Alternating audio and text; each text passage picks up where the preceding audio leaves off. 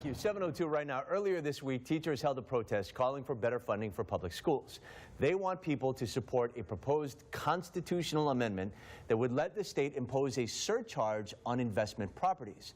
But opponents say the wording is vague and could lead to taxes on all kinds of business property.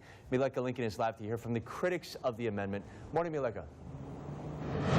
Aloha, good morning, Steve. Yes, the original intention of this bill as it was written by State Senator Michelle Saedene was to apply this state surcharge specifically to investment properties, she says, that are worth $1 million or more. But as that bill made its way through the legislature, and as we know, a lot of revisions happened, what ended up passing out is language that opponents have raised concerns about because of its vagueness. Among them are small business owners. And so joining me now with more on that perspective, Saedene of Saedene Designs, which is based out of Maui. Thank you so much for being here this morning. Let's talk a little bit about what your specific concerns are with the language of this particular constitutional amendment. Sure.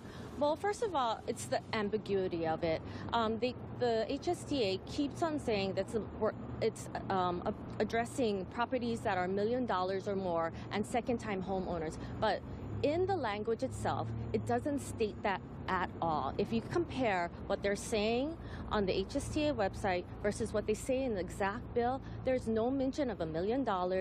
There's no mention of second-time residential property. So that's where, for small businesses, it's a concern for me.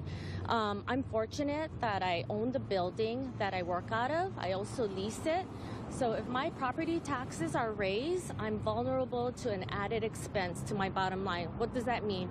It could mean, considering upgrading my computers, or maybe salaries at the end of the year. It has multiple effects, but for me, honestly, the biggest concern is that many of my employees, they rent.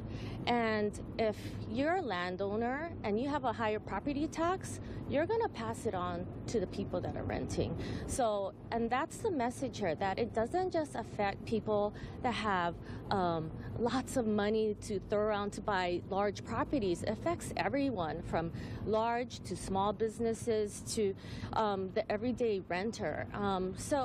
We live in a community where it's multi-generational, where my mom passed down her house to me.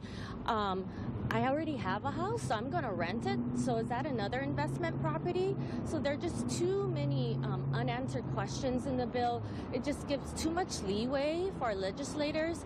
And so there's a lot of skepticism as to how this could affect our entire community. And quick question before we wrap up. Are you not necessarily opposed to providing additional funding to Hawaii's public schools? It's just the matter in which this specific amendment is written? It's a matter in which it's written and executed. I'm the strongest proponent of public education. I'm a public school graduate, Baldwin High School.